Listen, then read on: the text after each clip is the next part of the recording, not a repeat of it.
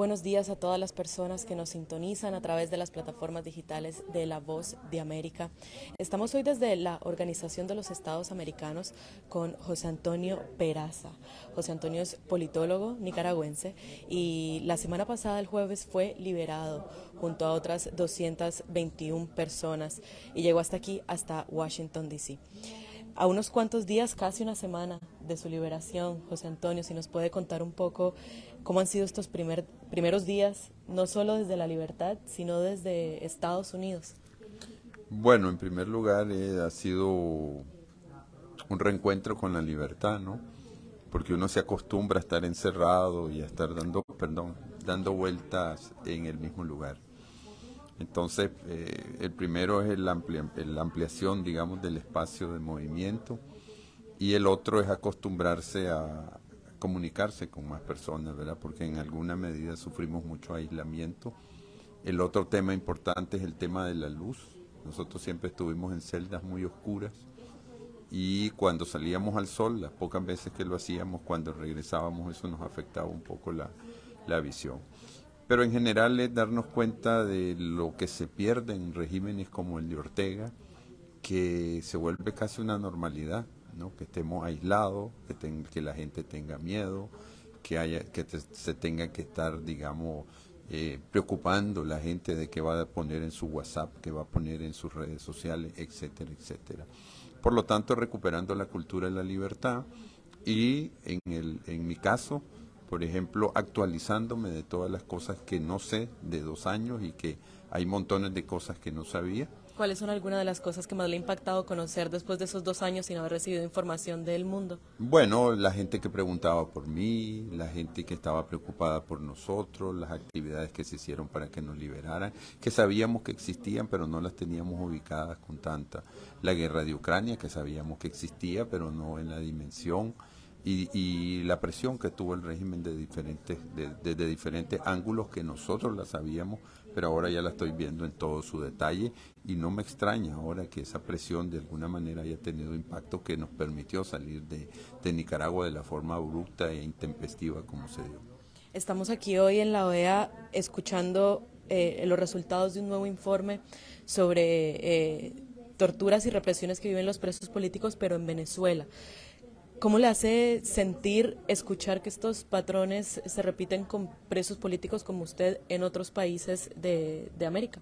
Bueno, nosotros lo sospechábamos, ¿verdad?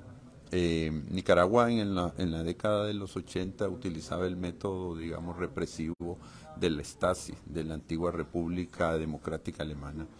Y los oficiales más destacados, digamos, de la Oficina de Seguridad del Ministerio del Interior de Nicaragua eran entrenados en la Stasi.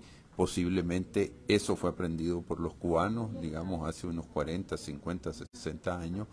Posiblemente, seguramente se trasladó a Nicaragua en la década de los 80 y ahora está en Venezuela. Como te quiero decir que esto es un ámbito de interacción porque los cubanos son famosos desgraciadamente en el éxito de sus sistemas represivos, ¿no? Que logran mantener el control de la gente a través de la intimidación, del miedo y la manipulación. Entonces no me extraña que ese manual, digamos, haya tenido su origen posiblemente en la antigua KGB, en la Stasi alemana, y ahora se ha trasladado o se ha tropicalizado en Cuba, en Nicaragua y en Venezuela. En estos días en libertad, después por supuesto conocerse de su destierro, ¿cómo le hace sentir pensar que el régimen de su país no le considera ciudadano, pero usted está aquí en Estados Unidos con un pasaporte nicaragüense? ¿Cómo es desde su perspectiva esa dualidad? Bueno, son las contradicciones del régimen, ¿verdad? O sea, se supone que no somos nicaragüenses, que somos apátridas, que somos gente que solo daño le puede hacer a su país y sin embargo proporcionan un pasaporte nuevecito, acabadito de emitir para que podamos viajar fuera. Eso lo único que nos hace es quedar claro que somos nicaragüenses, pero que somos nicaragüenses que el régimen deseaba que salieran de Nicaragua porque éramos muy molestos para ellos. En otras palabras, lo que se está viendo es confirmando de que son nicaragüenses que eran una incomodidad para el régimen y que el régimen, ante la presión de liberarnos, prefirió sacarnos y quitarse, digamos, esa brasa caliente que tenía en las manos que no sabía qué hacer con ella. En otras palabras, estaban pagando un costo altísimo por tener a personas inocentes presas y no las pudieron cambiar por lo que ellos posiblemente deseaban, que era permanecer en el poder de manera tranquila. En otras palabras, lo que muestra es una gran debilidad, no fortaleza. Prefiero que te vayas al exilio y que dejes de molestarme aquí adentro. Y en otras palabras, quise cambiarte por algo muy valioso, como era mi tranquilidad en dictadura, y tampoco lo logré. En otras palabras, muestra su profunda debilidad, no su fortaleza. ¿Cómo se ve, después de haber vivido una semana en libertad, cómo se ve el futuro en su caso personal? ¿Tiene intenciones de seguir siendo voz en contra de lo que está sucediendo en Nicaragua, teniendo en cuenta que aún hay presos políticos en el país? ¿O cuáles son tal vez sus planes a futuro, si ha podido hacer algunos en los últimos pocos días desde Estados Unidos? Bueno, yo desde el primer día no me he detenido.